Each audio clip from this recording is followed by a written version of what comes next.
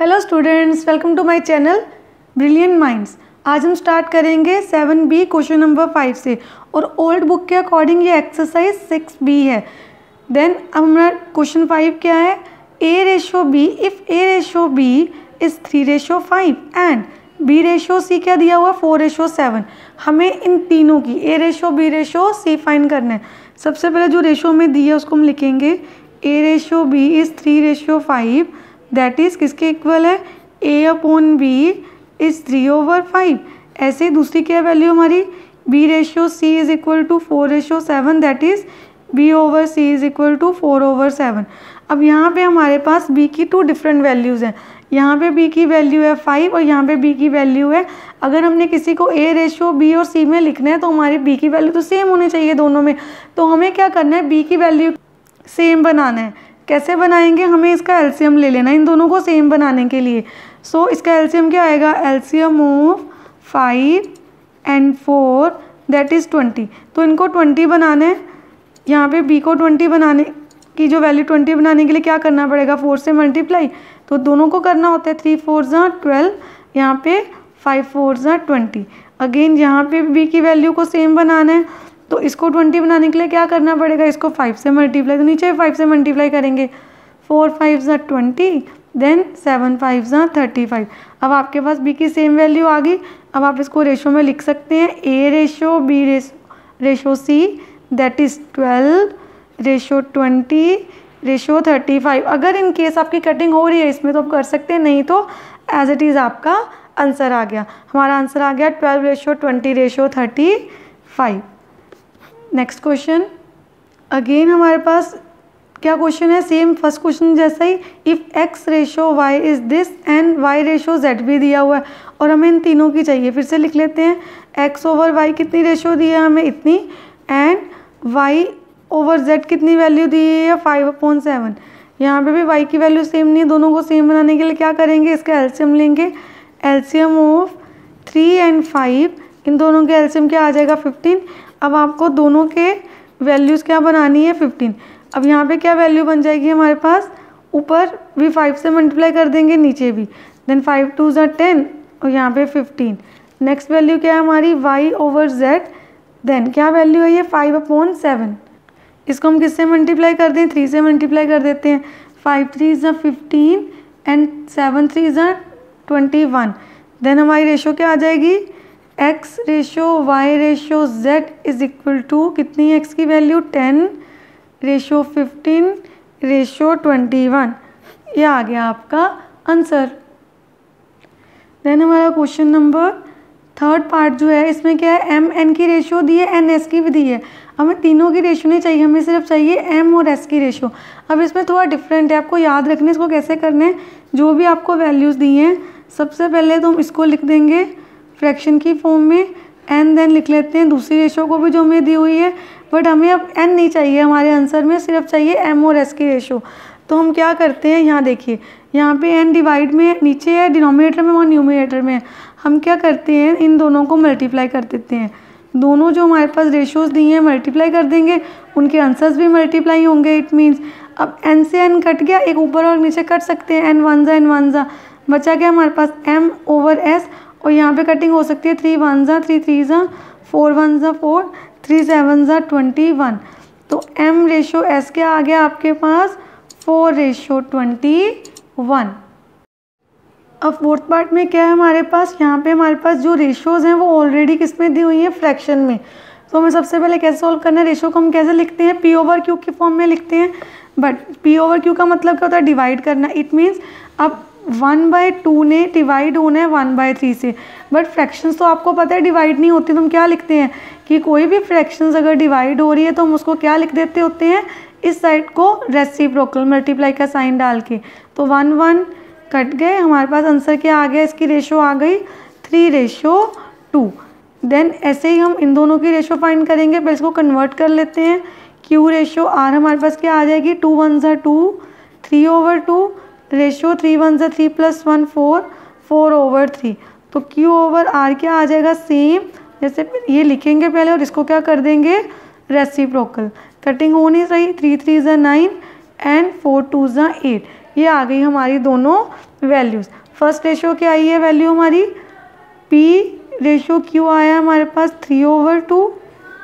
Then second ये आया हमारे पास 9/8। अब आपको क्या करना है, यहाँ पे आपने ध्यान देना है।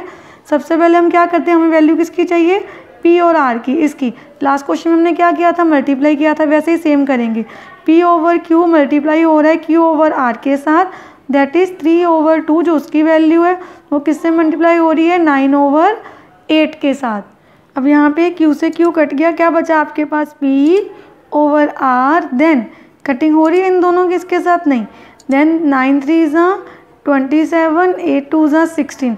तो आपकी P रेशो R क्या आंसर आ गया, 27/16। ये आ गया हमारा answer.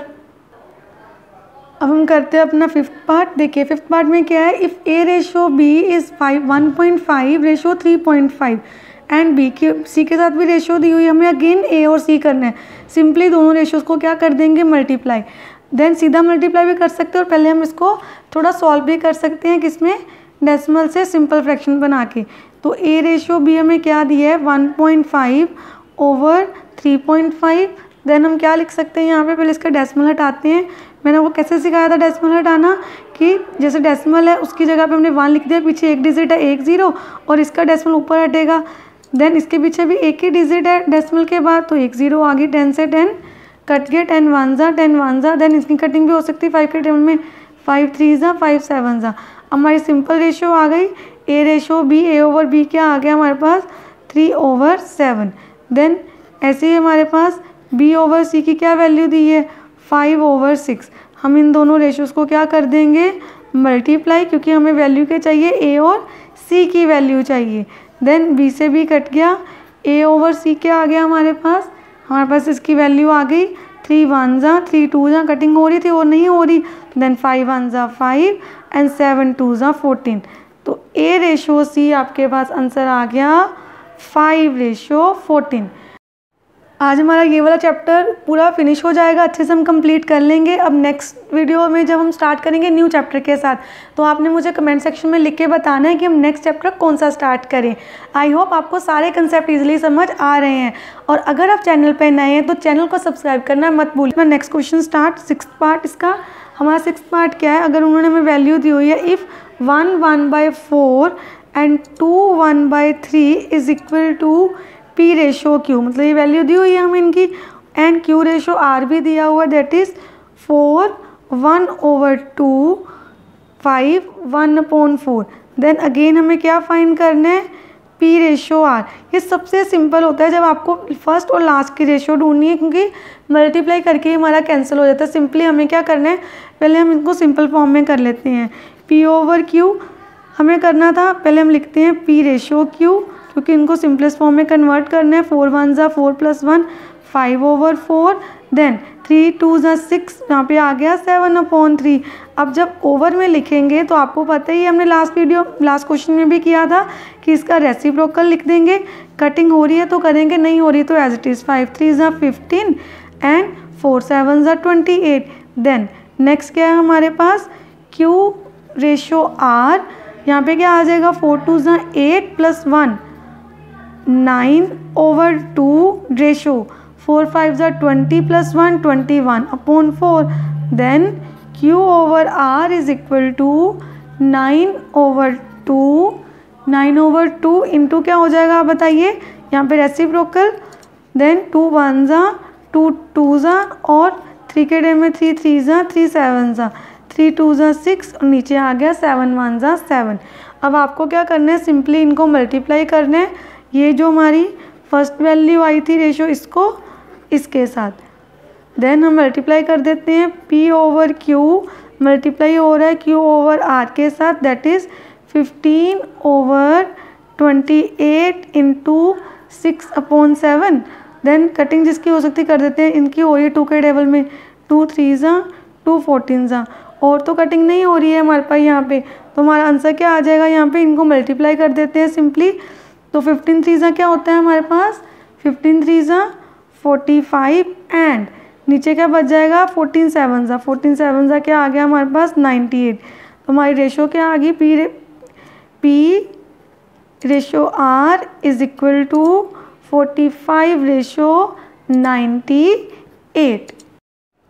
Question number 6, if x ratio y is equal to 5:4 and 2:x हमें ये दिया हुआ है और हमें सिर्फ y की वैल्यू फाइंड करनी है, तो आपको सबसे पहले क्या करना है, सिंपली आपको इसको लिखना है एंड दूसरे रेशो को भी लिख लेना है जो हमें गिवन दी है, और इससे हम x की वैल्यू फाइंड कर सकते हो। यहाँ पे तो कोई वेरिएबल है नहीं, तो क्या करेंगे, सबसे पहले 8 जाके ध्यान से आपने देखना है, 8 इस साइड जाके क्या हो सकता है, मल्टीप्लाई, क्योंकि इधर डिवाइड हो रहा है, एंड x 3 के साथ जाके मल्टीप्लाई हो जाएगा। एंड नेक्स्ट स्टेप में हम क्या करेंगे, हमें सिर्फ x की वैल्यू चाहिए, 3 यहाँ मल्टीप्लाई हो रहा है, इस साइड जाके डिवाइड कर देंगे, तो आपके पास x की वैल्यू आ गई 8 2 16/3। अब हम ये वैल्यू को पुट कर देंगे, पुट, इसका हम नाम रख देते हैं equation 1, put this value in 1, equation 1 में पुट कर देते हैं। इक्वेशन 1 क्या है, x/y इज इक्वल टू 5/4, यहाँ पे हम पुट कर देंगे x की ये वाली वैल्यू, दैट इज 60/3, और नीचे तो y है हमारे पास। अब यहाँ पे आपने ध्यान से समझना करना क्या है, अब ये जो 3 है ना, ये यहाँ नीचे लिखा जाएगा। जैसे अगर आप इसको सॉल्व भी करते, जैसे मैंने आपको सिंपल सिखाया है कि फ्रैक्शंस डिवाइड नहीं होती, रेसिप्रोकल कर देते, तो उसमें भी क्या होगा, y के नीचे तो कुछ नहीं है तो 1 होगा, तो अगर आपको रेसिप्रोकल करना भी है तो कैसे आ जाएगा, 1/y। देन अब उनकी कटिंग तो हो नहीं रही, ये एज इट इज़ रहेगा अभी इधर, और ये साइड क्या हो जाएगी, 3 ऊपर जाके मल्टीप्लाई और 16 नीचे। आपको मैंने समझाया था जो इधर डिवाइड है उधर मल्टीप्लाई, जो इधर मल्टीप्लाई हो रहा है उधर डिवाइड। अब कटिंग इनकी नहीं हो रही, देन क्या आ गया हमारे पास, 5 3 15 एंड देन 16 4 64, बट हमें वैल्यू 1/y की नहीं चाहिए, हमें वैल्यू चाहिए y/1 की। तो हम क्या करेंगे, इसको रेसिप्रोकल कर देंगे, जहाँ आप ऐसे भी समझ सकते हैं, y दोनों वे से समझ सकते हैं, इसको रेसिप्रोकल कर देना, जहाँ y को ऊपर जाके मल्टीप्लाई कर, अगर y को ऊपर जाके मल्टीप्लाई करेंगे और इसको 64 को इधर, तो ये क्या बन जाएगा, 64 1 64, और यहाँ पे y 15y, नेक्स्ट टाइम हमें तो वैल्यू 15 की y की चाहिए, तो 15 आके यहाँ पे क्या हो गया, डिवाइड, तो y की वैल्यू आ गई दिस। एंड अगर हम सिंपल्स का रेसिप्रोकल तभी वही आता, इस साइड का रेसिप्रोकल और इसका भी रेसिप्रोकल होना था, देन y/1, डिनोमिनेटर में 1 की तो कोई वैल्यू होती नहीं, y/1 मीन्स y, तो y की वैल्यू क्या आ गई, 64/15, दोनों में आपकी वैल्यू सेम ही आनी थी। क्वेश्चन नंबर 7 हमारा बहुत ही सिंपल क्वेश्चन है। यहाँ पे क्या दिया है, हमें x की वैल्यू फाइंड करनी है, ये गिवन वैल्यू है, तो आपको सिंपल जो गिवन दी रेशोस उनको लिखना है। उन्होंने बोला ये दोनों रेशो आपस में क्या है, इक्वल, तो हम रेशो को कैसे लिखते हैं, ऐसे फ्रैक्शन की फॉर्म में लिख दिया हमने। देन क्या करना है, सिंपली 2.5/4, ये नंबर इधर क्या हो रहा है, डिवाइड, इस साइड जाके हो जाएगा मल्टीप्लाई, सिर्फ x रह गया, क्योंकि हमें x की वैल्यू फाइंड करनी तो इस साइड हम x को ही रखेंगे। अब इनको सॉल्व कर लेते हैं, आप चाहो तो डेसिमल्स को हटा सकते हैं, जस्ट सिंपल इन दोनों को मल्टीप्लाई करके 4 से डिवाइड भी कर सकते हैं, हम दोनों वे से क्वेश्चन को कर सकते हैं। अगर हम डेसिमल हटाएंगे तो क्या हो जाएगा, नीचे इसका जब डेसिमल हटाया एक 1 और पीछे डिजिट है 10 आ गया, और यहाँ पे भी ऐसे ही आ गया। अब हम इनकी कटिंग कर सकते हैं अगर हो रही है हमारे पास, जहाँ आप सीधा डेसिमल में भी आंसर दे सकते हो। कटिंग कैसे हो जाएगी, 5 के में 5 5 5 2 अगेन 5 1 5 2 और ऊपर क्या आ जाएगा हमारे पास, बचा क्या ऊपर हमारे पास सिर्फ 75। देन यहाँ पे 4 2 2 4 4 4 16, तो हम इसका आंसर किसी भी फॉर्म में दे सकते हैं, ऐसे डेसिमल फॉर्म में भी या फ्रैक्शन फॉर्म में भी। अगर इसको हम कन्वर्ट कर लेते हैं फ्रैक्शन में तो हमारे पास क्या वैल्यू आ जाएगी, हम इसको 16 के टेबल पे पहले कर लेते हैं यहाँ पे। देन हमारी रिमाइंडर बच गया 11, क्या आ जाएगा हमारे पास यहाँ पे वैल्यू 4 11/16, ये आ गया आपका आंसर। और जहाँ आप क्या कर सकते थे, डेसिमल फॉर्म में अगर लिखना तो हम कैसे लिखते हैं इसको, पहले हम इन दोनों को मल्टीप्लाई करते हैं, इन दोनों को मल्टीप्लाई करके हमारे पास आया इतना, और फिर हम इसको 4 से क्या कर देते हैं, डिवाइड। अगर हम इसको 4 से डिवाइड करें तो हमारे पास आंसर आ जाएगा ये। बट अगर आपको ये टफ लगे कि इतनी डिवीज़न करनी है डेसिमल नंबर्स की, तो बेटर है कि आप फ्रैक्शन में कन्वर्ट करके मिक्स फ्रैक्शन में इसका आंसर दे दें। अब हम करते हैं लास्ट क्वेश्चन इस एक्सरसाइज का, क्वेश्चन नंबर 8। क्वेश्चन नंबर 8 में हमें क्या करना है, शो करना है कि 2, 12 and 72 are in continue proportion. किस प्रोपोर्शन में है? कॉन्टीन्यूड प्रोपोर्शन में। अब कोई नंबर कॉन्टीन्यूड प्रोपोर्शन में कब होता है, पहले तो आपको ये ध्यान से समझना है। जब भी हमारे पास कुछ वैल्यूज़ दी होंगी तो कोई चीज़ कॉन्टीन्यूड प्रोपोर्शन में तब होती है जब A ratio B proportionate to B ratio C आ जाए, ये हमारे पास सेम हो। अब इस सम को करने के लिए हमें क्या करना पड़ेगा? सबसे पहले आपको देखना है कि हमारे पास B की वैल्यू को हमने सेम बनाना है, तो हम ये प्रोपोर्शन में देख सकते हैं हमारा आ रहा है कि नहीं आ रहा। सबसे पहले हम लिखते हैं A ओवर B, मतलब B की वैल्यू यही है ना सेंटर में, दोनों में लेके देखते हैं। जो 2/12 आ गया, कटिंग करके आ रहा है 1/6। देन हमने B ओवर C लिखा, B की जगह 12 ही लिखने हैं। अब इनकी कटिंग करते हैं, 12 1 12 6 है, ये देखिए दोनों में सेम आ रहा है। A ओवर B में 1/6, B ओवर C में हमारे पास क्या आ गया 1/6। दोनों की जो वैल्यू आ रही है रेशो की वो सेम आ रही है हमारे पास। जब हमारे पास दोनों ही फ्रैक्शंस इक्वल आ जाएंगी तो वो दोनों फ्रैक्शन क्या होती हैं आपस में प्रोपोर्शन में। It means A ratio B is proportional to B ratio C। तो A B एंड C जो वैल्यूज़ हैं 2 12 एंड 72 वो किस में है? Are in continued proportion. अब इसके साथ हमने अपना चैप्टर 7 रेशियो एंड प्रोपोर्शन अच्छे से कंप्लीट कर लिया है। आई होप आपको कंसेप्ट सारे अच्छे से समझ आ गए हैं। अब हम मिलते हैं नेक्स्ट वीडियो में एक न्यू चैप्टर के साथ। अगर आपको वीडियो अच्छी लगी है तो please like share and subscribe my channel and press the bell icon, जिससे आपके पास न्यू वीडियोज़ की भी नोटिफिकेशन टाइमली आती रहे। Thank you for watching.